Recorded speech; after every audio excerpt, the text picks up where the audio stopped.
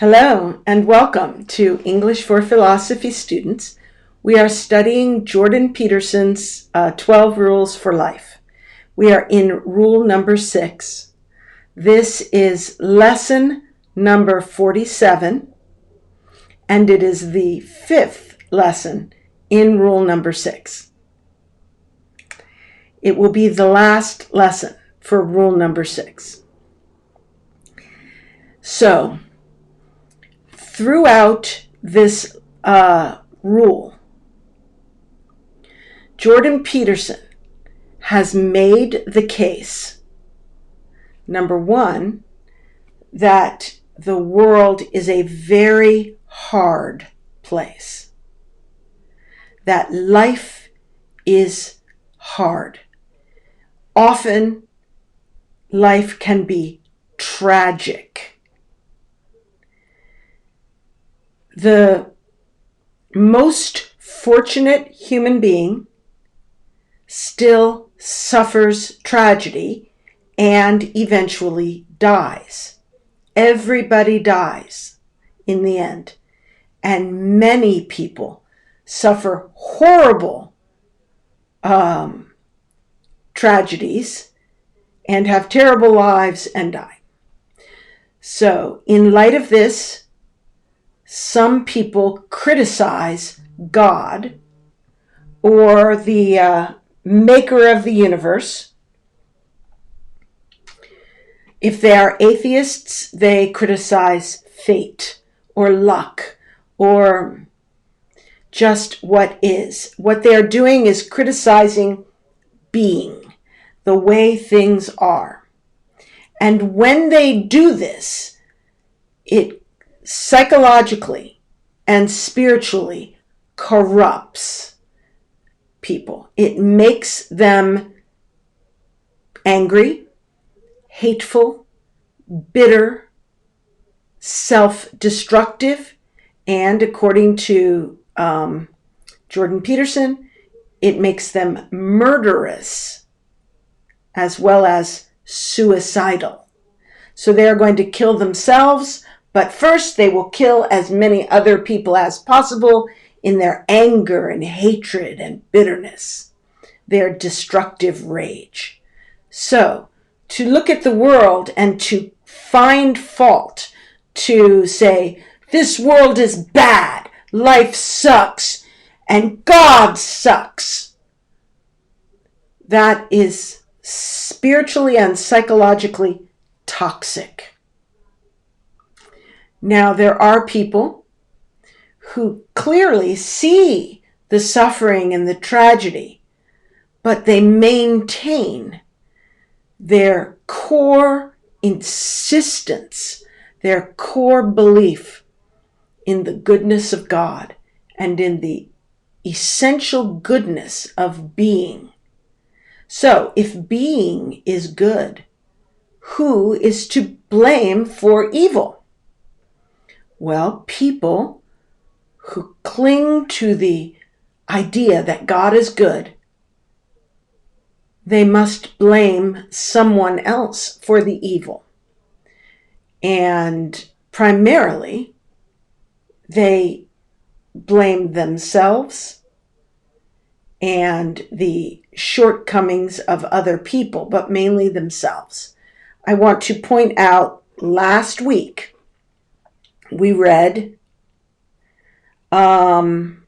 this paragraph,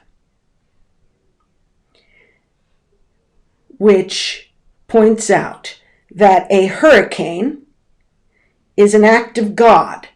So you can blame God and blame being for the hurricane. But failure to prepare when the necessity for preparation is well known is a sin. Okay? And then he goes on to speak about the Jews in the Old Testament always blamed themselves when things fell apart. We talked last week about the cycle of the prophets. In the history of Israel, Old Testament especially, you had God give a covenant, an agreement that if you will be my people, I will be your God, and I will bring you into a land of milk and honey, a good place. I will prosper you and not harm you. You will be a people for my own special possession, my special treasure. But if you reject me and go serve other gods and degenerate into evil and set aside my holy laws, I will bring calamities on you. You will be exiled you will serve your enemies. They will kill you in the day and in the night. Every bad thing will happen. So you see in the history of Israel a continual pattern of Israel living for God and prospering, and then becoming complacent and forgetful and going off and serving other gods and putting aside the holy laws of God. Then terrible disasters come and they're at the bottom, and then they repent and turn back to God, and they go into another cycle of prosperity. And this happens over and over again. And the Jews never really blamed being or blamed God when they went down to the bottom, because they knew it was their fault. They departed from the holy laws of God and departed from serving him alone. So they would repent, and then he would bless again. So the Jews always blamed themselves when things fell apart. They acted as if God's goodness was axiomatic. In other words, they insisted on a belief that being was essentially good. Hold on one sec.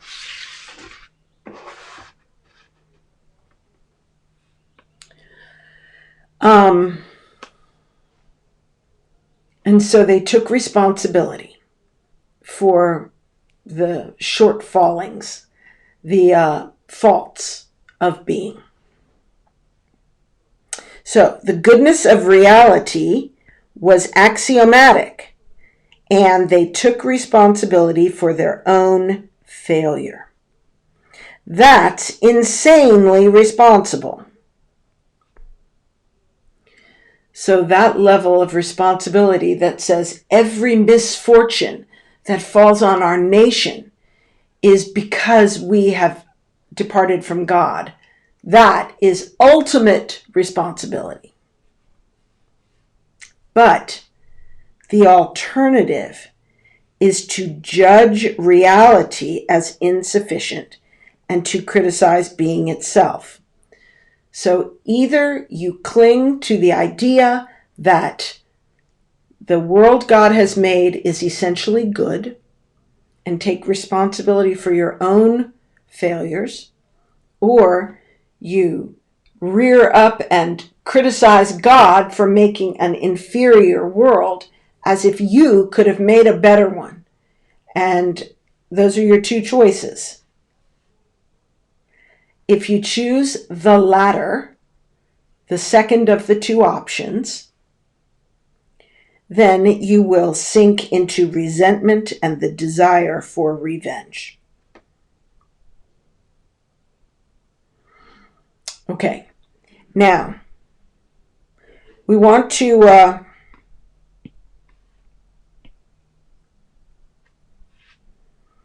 take a look at this last paragraph, which is really just one or two sentences, which leads us directly into the material for today. So we will read it again. This was the end of last week. If you are suffering, well, that's the norm. Everybody is suffering. Why does everyone suffer? Because people are limited, so they will probably hurt you, even if they're not evil. And life is tragic for everybody. It's the nature of life. So everybody is suffering. If your suffering is unbearable, however, and you are starting to become corrupted, that means you are criticizing being and you are beginning to sink into resentment. Okay? You are beginning to say, the world sucks because I am being kept down. I am oppressed. Some rich capitalist is making lots of money and paying me nothing for my work. This kind of thing. You are starting to become resentful and desiring revenge. Here's something to think about.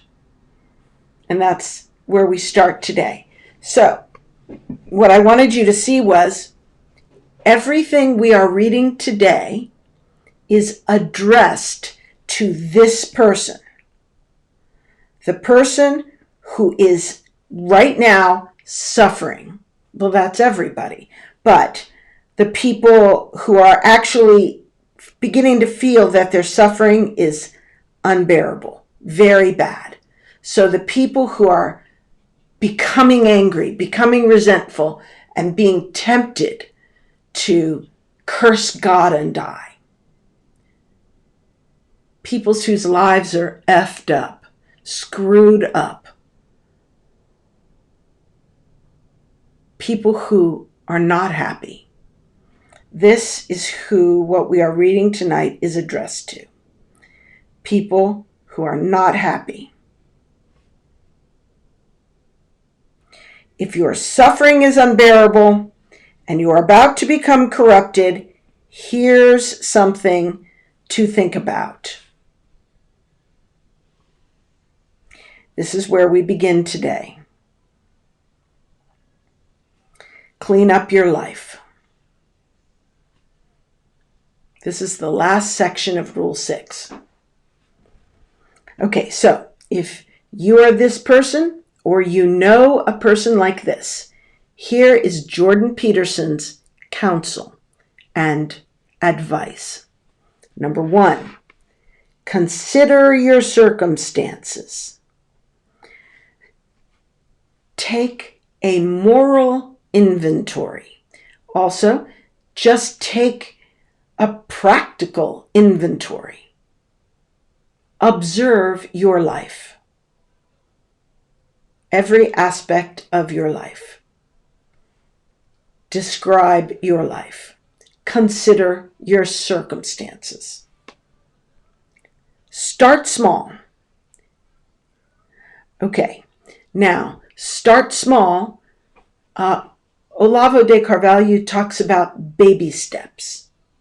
When I have spoken to him about moral advancement, about sanctification, sometimes we talk about religion, about Catholicism versus Protestantism, and the ideas of how you become a better person in each religion. Olavo says, start small. He says, you don't have to be perfect today or tomorrow. Maybe you can be a little bit better tomorrow. Choose one thing and work on it. Maybe in a year you can choose another thing and work on it. And over a long life, you will make great progress. Start small. Okay, so if you are starting small, here's a question to ask yourself. Have you taken full advantage of the opportunities offered to you? Okay, so this one is an example of this. Have you taken full advantage of the opportunities offered to you? For example, if you have a chance to educate yourself using online classes, obviously you are doing that, but that is a good thing to do. Maybe you don't have money to go to an expensive university, but you can educate yourself using online resources.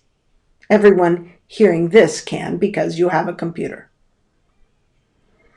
Have you taken full advantage of the opportunities offered to you? So taking advantage of opportunities means doing what you are offered the opportunity to do.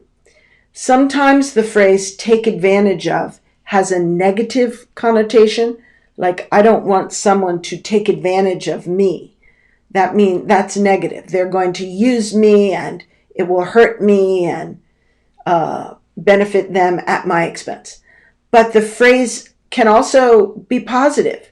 Taking advantage of opportunities, especially taking full advantage of opportunities, means doing your best with everything you have.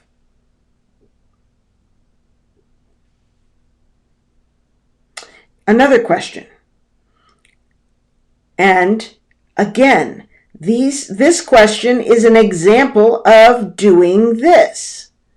So these are like Russian dolls. You have a big Russian doll, take it off, and you have a smaller Russian doll. Take it off, you have a smaller Russian doll.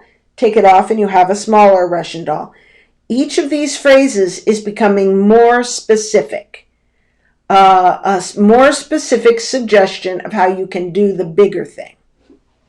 So, are you working hard on your career or even your job?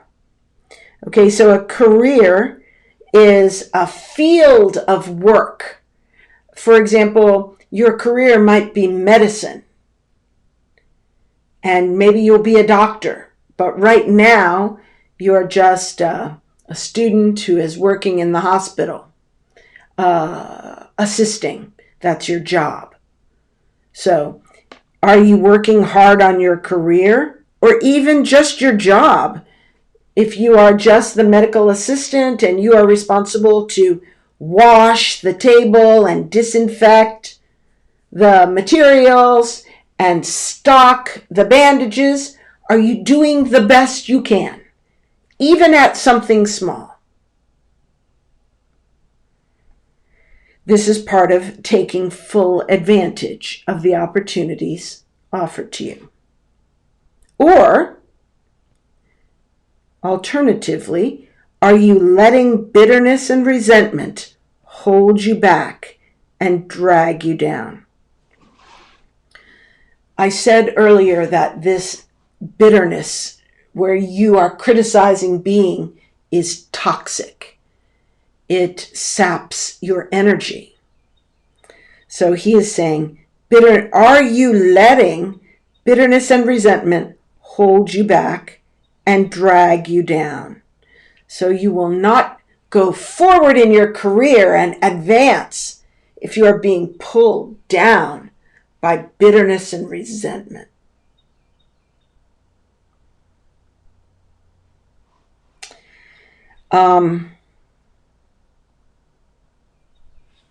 Also, he says, are you letting bitterness and resentment pull you down? You letting bitterness and resentment pull you down is a choice you make that you are responsible for. You cannot say, I am beaten down by how much the world sucks. It's not my fault that my job is just to wash when I want to be the doctor. Why should I have to wash when I can be being the doctor? So most people who are bitter and resentful do not believe that they have chosen it. They believe that this has been done to them, and they are a victim. So, if you are bitter and resentful, you must understand that you have chosen to react that way, and you can stop it and choose to believe in the goodness of being, to believe in the goodness of God, to believe in the opportunities you have just in the small place you are, and then you do your best and take full advantage of your opportunities and you will rise in time. So, are you choosing to let bitterness and resentment hold you back? If so, you are not a victim. Bitterness and resentment are a choice. Okay. Another question. And this is on the same level as working hard on your career. So this one, have you made peace with your brother? Also goes back to this. I'm going to circle this. All right, so the first question is, have you taken full advantage of the opportunities offered to you? Then you have this one. We'll call that number 1.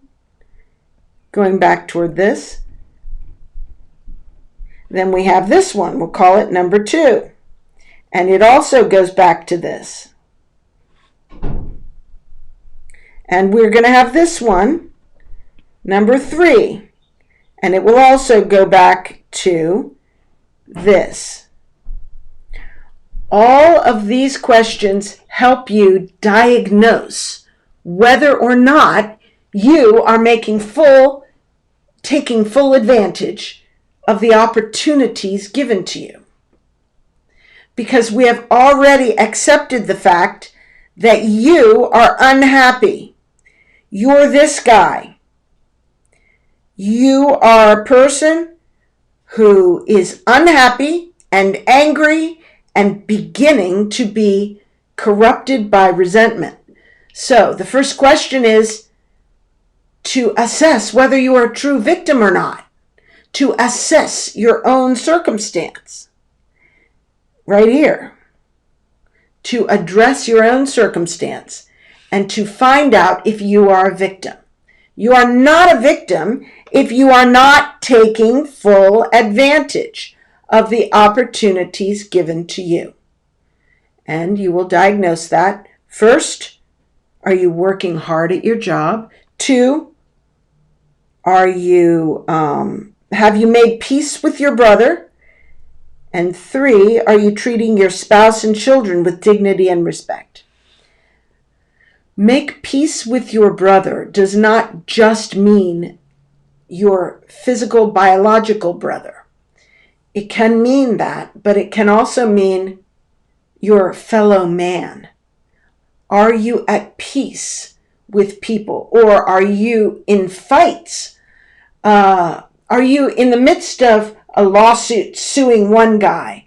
And are you trying to get revenge against this other guy who hurt you? And are you trying to undermine the business of a third who's your competitor? On and on.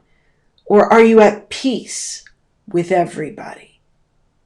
If you are not at peace with everybody, then you are not taking full advantage of the opportunities offered to you, because these people in your life could be helping and promoting you if you were at peace with them. But instead, they're trying to hold you down because you are being bad toward them. So, are you at peace with your brother? And also, are you treating your spouse and your children with dignity and respect?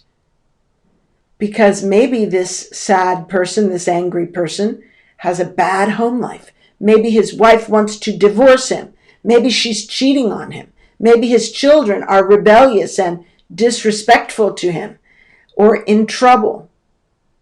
If those things are happening, he must assess, is he contributing to his wife's rejection of him or his children's rejection of him, his leadership? So, these questions are diagnostic to find out if you are taking full advantage of the opportunities given to you, or are you a victim and you've done everything right and you're being held back by the world. Okay. Another one, this will be number 4. Do you have habits that are destroying your health and well-being? So, smoking, drinking to excess, drugs that alter your mind, eating habits that are negative and cause you to be fat and unhealthy, lack of exercise, staying up late playing video games instead of having a reasonable schedule. These are all habits that are bad for you. They're destroying your health and well-being. So these types of habits will contribute to your idea that life sucks and that being is bad. So are you contributing to your own misery? Next question, number 5. Are you truly shouldering your responsibilities? Okay, so if you are a man, your responsibility, number 1, you must provide for yourself financially and take care of your own home and physical well-being. Number 2, if you are married, you must provide financially for your wife and your children, both materially as regards money, emotionally, and spiritually.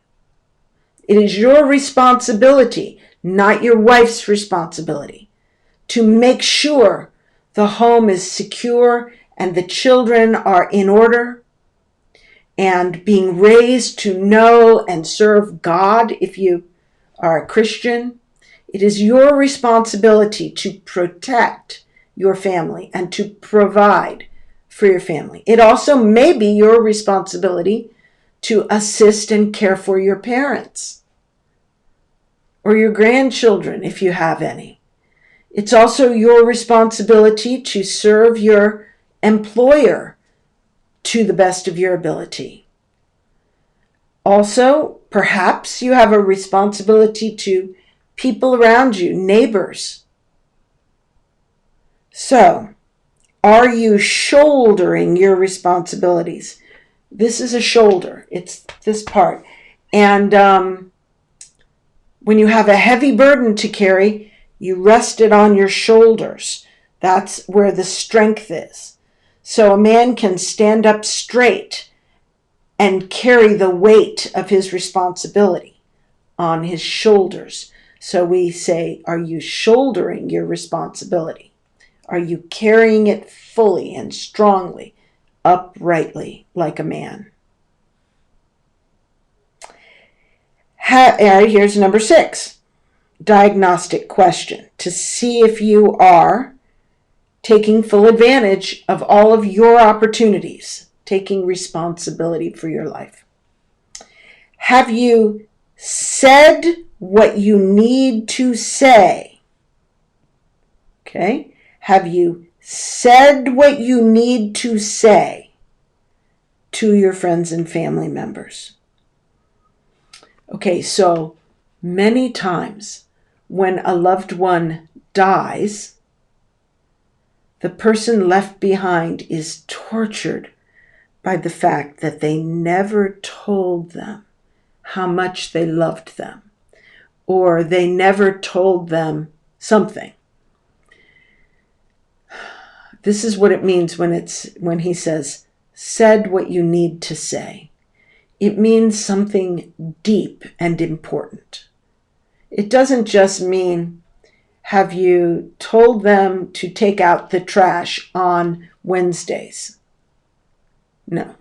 It means something deep and foundational that you will regret if you don't tell them.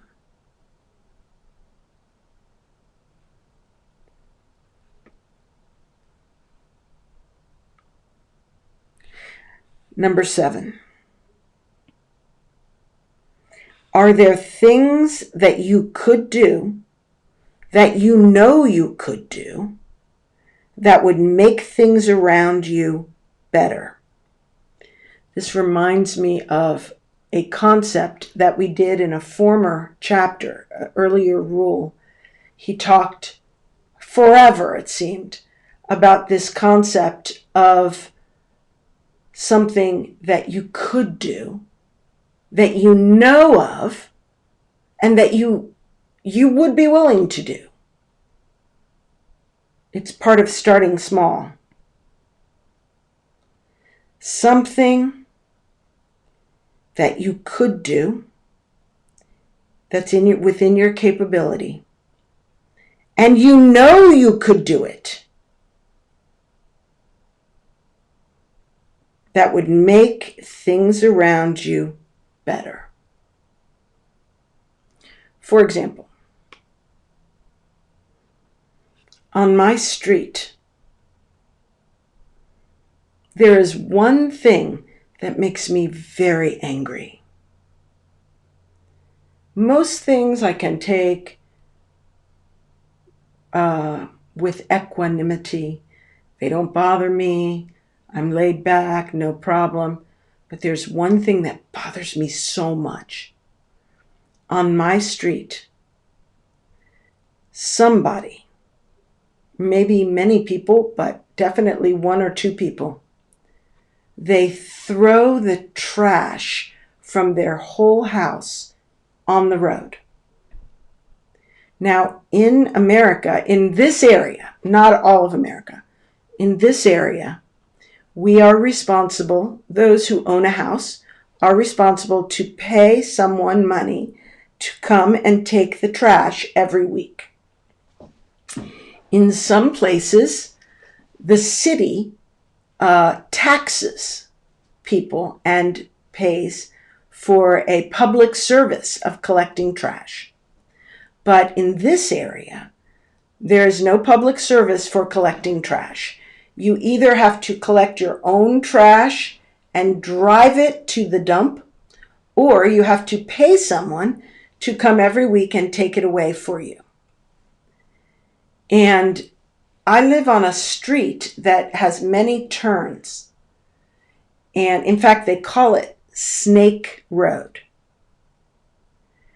And there is someone who takes their full bags of kitchen trash and throws them out of the window of the car as they drive by.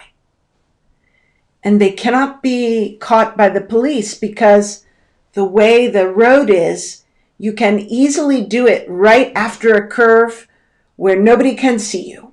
And then you go around another curve and you're gone. And they tie up the bag of trash with a little twist tie, but when you throw it out, the animals, within a few days, the animals rip open the bag and spread the trash everywhere. And they do it at a place where it is very hard to stop for a person like me to pull over and get the trash and take it myself to a trash facility, which would be easy for me. But because they don't want to be caught, they always do it right after a curve and before a curve where it is dangerous and impossible to stop. So, for many years, my husband, every week, went out and spent 3 or 4 hours walking up and down the road cleaning up trash. He would get many big bags of trash, and then he called the county. They took it away. And I helped with that a few times. I think this might be something for me that I could do, because this makes me so angry. So when I drive by the trash, I feel like I just am consumed with anger. But if I would spend 2 hours, and I actually enjoyed picking it up. When I went with my husband to pick it up, I enjoyed it. It's beautiful weather, it's a walk, my husband had all the equipment with a vest, so people will see you, and grabbers, so you can grab the trash and not touch it, put it in bags. It was fun. And people would stop in their car and give me a thumbs up or yell, "Thank you," out the window. Sometimes people would offer to join and help. It was wonderful.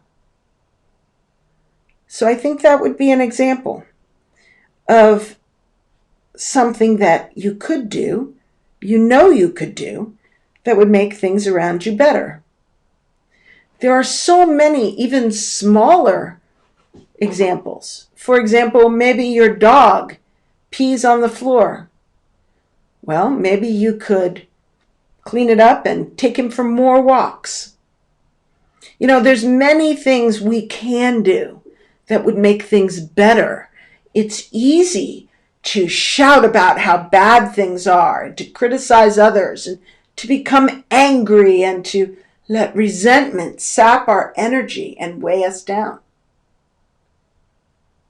But maybe we're not victims. Maybe we can do something to fix the situations.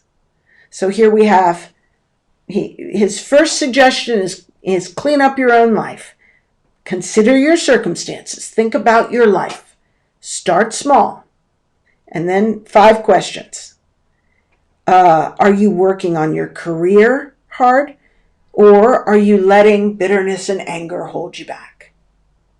Drag you down? Have you made peace with all of your neighbors and everyone in your life? Are you treating your spouse and your children, husband or wife, and children with dignity and respect?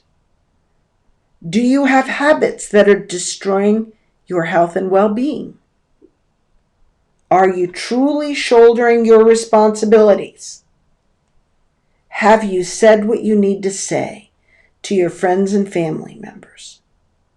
And finally, are there things you could do that you could do that would make things around you better?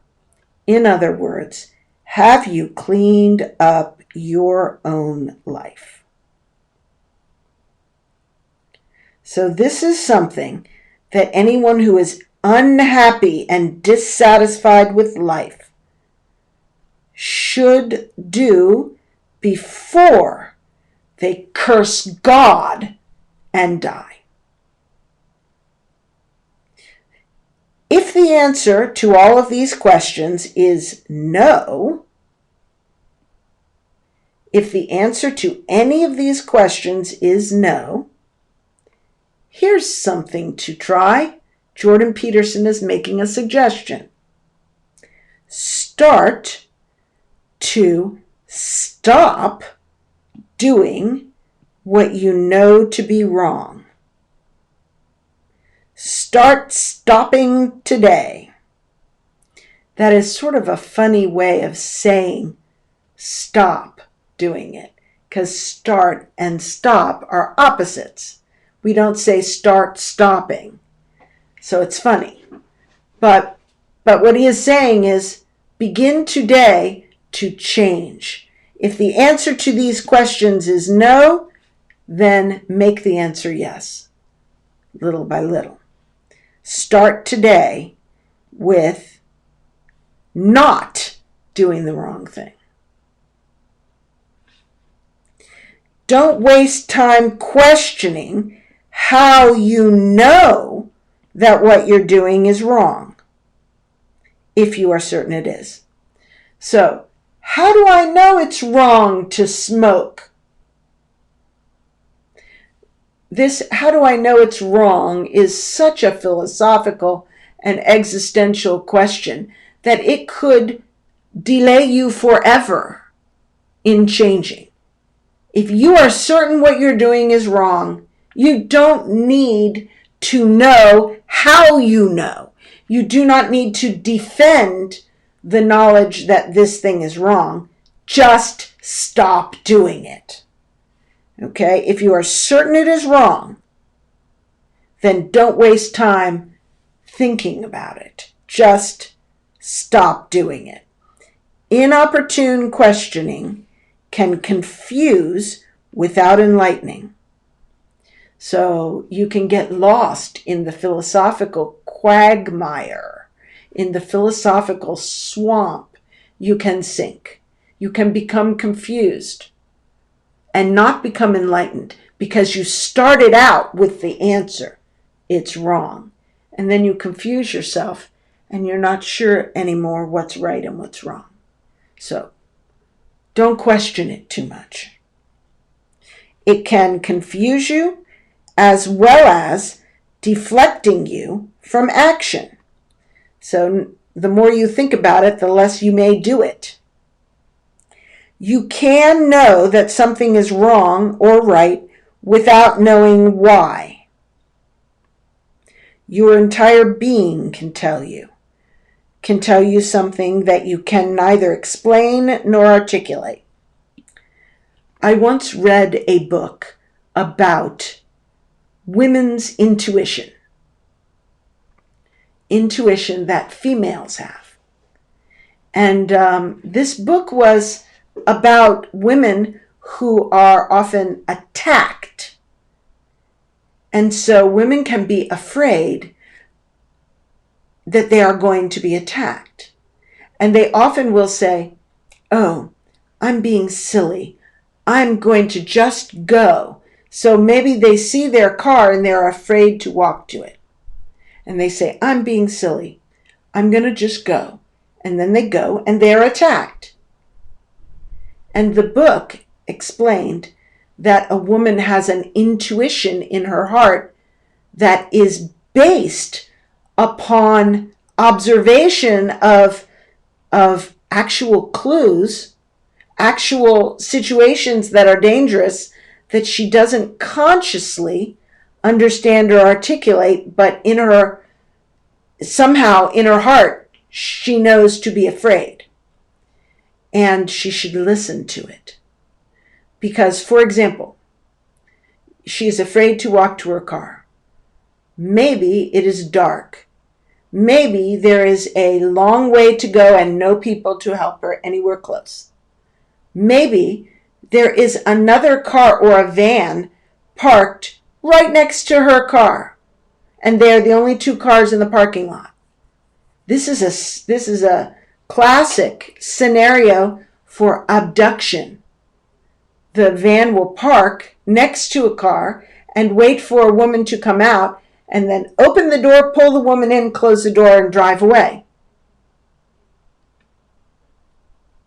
So the woman can see she is vulnerable, but she doesn't think about all this. So she says, I'm silly. I'll just do it. You can know things without knowing how you knew it, and it's still valid. Every person is too complex to know themselves completely, and we all contain wisdom we cannot comprehend. So, simply stop when you apprehend, however dimly, that you should stop. So that's stop doing bad things. Stop doing toxic things. Stop doing things you know you shouldn't do.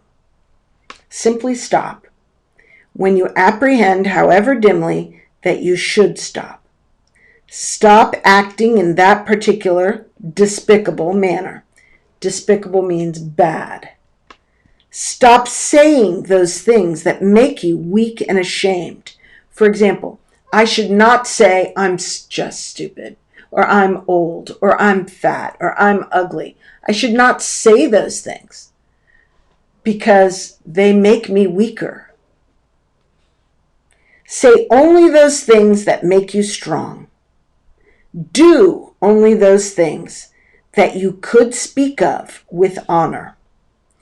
I tell the children they should not lie, but they should not even want to lie because they should not do anything that they cannot proclaim with honor. So if something is so questionable that you would be embarrassed to admit that you did it, don't do it. Okay? You can use your own standards of judgment. So again, you don't need to know too much about this. You can rely on yourself for guidance. You don't have to adhere to some external arbitrary code of behavior. So you don't have to say to yourself, but I'm not sure what people should do in this situation. Is it right for me to insist that my children say, yes, sir? Or is it wrong for me to do this? Is there one thing I don't know how to do it? You don't need to worry about that. Trust your heart. If you know something's wrong, don't do it. If you believe it is the right and honorable thing to do, do it. You can rely on your instinct.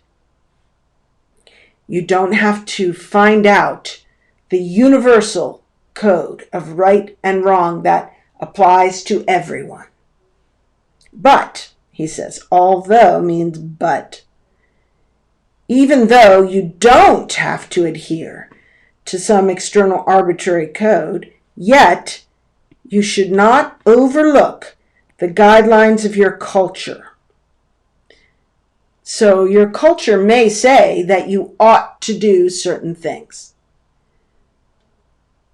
Give it weight, because your life is short and you don't have time to figure everything out on your own. So your culture has had a lot of lifetimes of man to put together some norms of right and wrong. The wisdom of the past was hard earned, so people paid a lot to learn from suffering. And this became your culture, maybe. So your dead ancestors may have something useful to tell you. So you don't have to adhere to some specific code, but consider the accumulated wisdom of the past. Don't blame capitalism. Don't blame the radical left. I'm more likely to blame the left. Don't blame the iniquity of your enemies. So iniquity means the degenerate badness, the evil character of your enemies. Do not blame your enemies for your own bad position.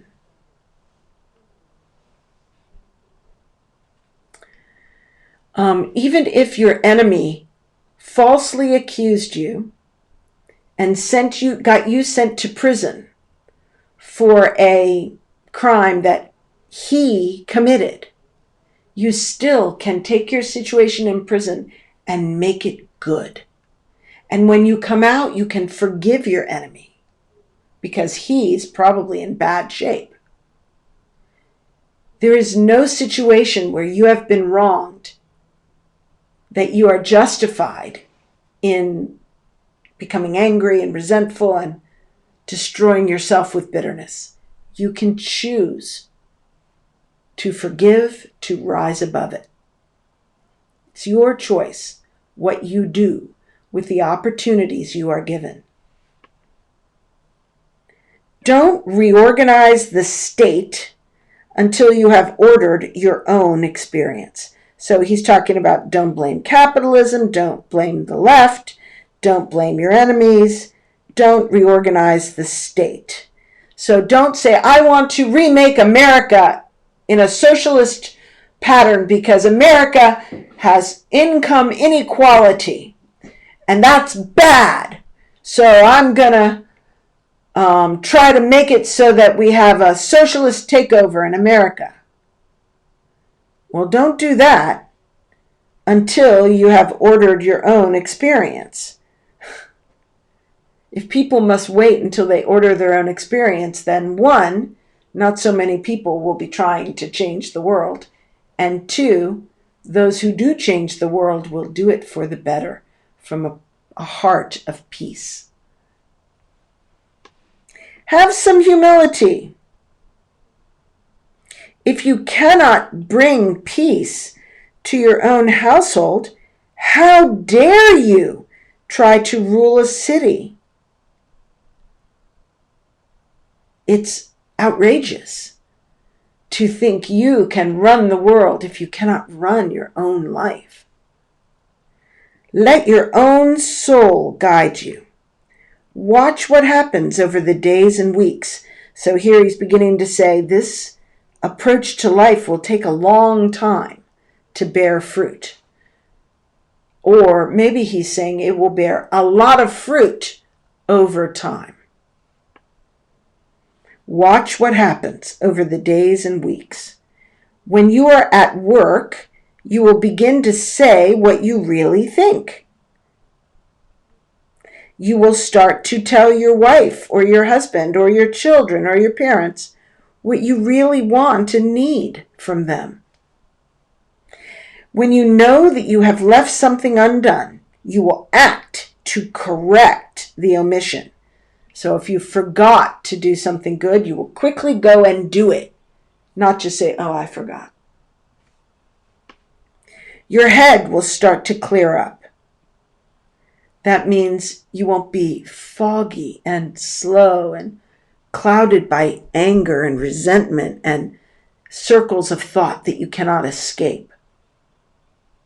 Your head will become clear, your thoughts clear, as you stop filling it with lies. So your head will start to clear up as you stop filling it with lies. We have a phrase here, garbage in, garbage out. What you put in, the quality of what you put in is reflected in what comes out. Your experience will improve as you stop distorting it with inauthentic actions. I cannot think of what an example of that would be. Inauthentic simply means you are not being honest with yourself. So maybe you're saying something like, screw the government, screw the left or something, when what you really mean is, I'm furious that my boss won't give me a raise and that my wife is cheating on me and that my kids are brats and that my house is falling down and needs repair and my yard is messy and life sucks. So it's inauthentic to try to change the world when you're really angry at your own life. Maybe. You will then begin to discover new, more subtle things that you are doing wrong. Now that sounds a little bit like bad news, because once you've done all this great stuff, you want to say, I've arrived. But really what will happen is you'll then have a clearer eye to see subtle things that you're doing wrong. And most Christians discover that the closer they get to God and the more spiritually advanced they are and the better they are, the more aware they are of their own sinfulness in what other people would say was small little sins, but the sanctified soul sees them as big. So you're never really going to get away from that. You will begin to see new, more subtle things that you are doing wrong. Stop doing those too. So this is a lifestyle. After some months and years of diligent effort, so this is serious, diligent, conscious effort, not just, oh, I understand this, so whatever. Diligent effort, your life will become simpler and less complicated. Actually, that sounds very peaceful. Simpler and less complicated. And remember, he is speaking to someone who is currently unhappy and tempted to become bitter and angry at being. It says here, your judgment will improve. Your judgment will improve. So you will be wiser. You will untangle your past. Many people who are unhappy today and bitter have trauma in their past, which they can't begin to heal because there's so much trauma in their present. But once they get the present okay, then they can begin to let the unhealed traumas of the past begin to surface and become healed. You will untangle your past. Tangle is when things are mixed together like spaghetti or like a snarl in your hair and you can't comb it. To untangle it would be to get it so that you can run a comb through. You will become stronger and less bitter. You will move more confidently into the future. You will stop making your life unnecessarily difficult. Like the guy who is not at peace with his friends, his neighbors. He's suing one guy. He's trying to get revenge on another. He's undermining the business of a third. And all three of those are after him as well. He is making his life worse. Unnecessarily difficult. You will then be left with the inevitable bare tragedies of life. So in other words, will life become good? No. Life always brings tragedy and then you die. That is the nature of the world. So you will still be left with the inevitable. That means it's always there no matter what you do. Bare tragedies of life. But they will no longer be compounded with bitterness and deceit. Bitterness is the anger you feel, and deceit is the lies you tell yourself and others. Like you say, I didn't get drunk. You're just telling me that you don't like my drinking. It's not my fault. I'm a nice drunk. Something, and you're the only one who has a problem with it. See, that's a lie. Maybe. Perhaps you will discover that your now less corrupted soul, so your soul, which now is less corrupted than before, much stronger than it might otherwise have been.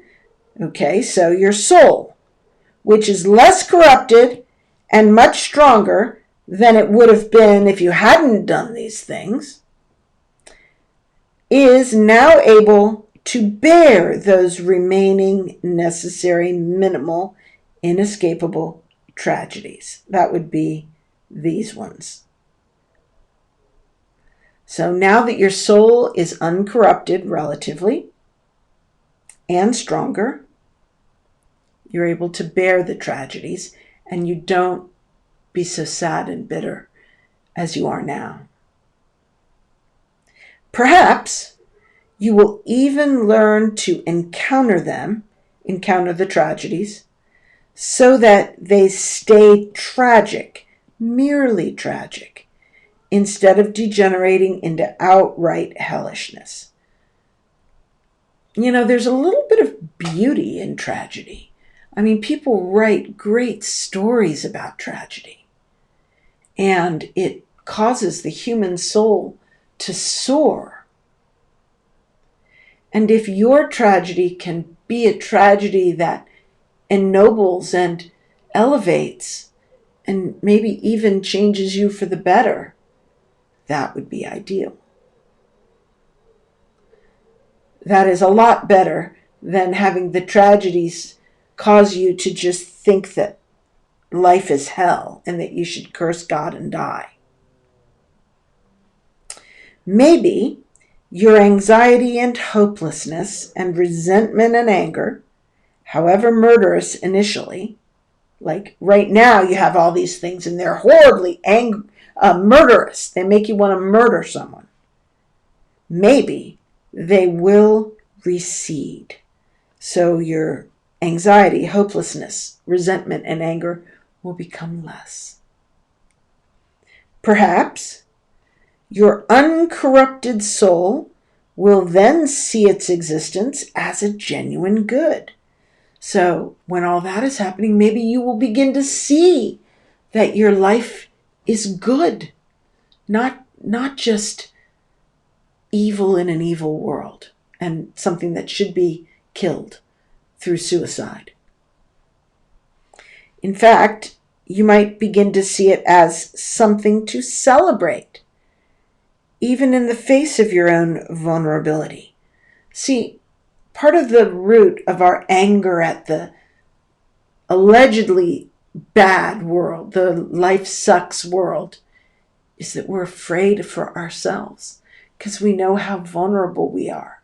So we're so angry because we are threatened by the terrible possibilities in such a world. But in spite of our vulnerability, we might be able to celebrate our lives. Perhaps we will become an ever more powerful force for peace and good in the world if we do these things.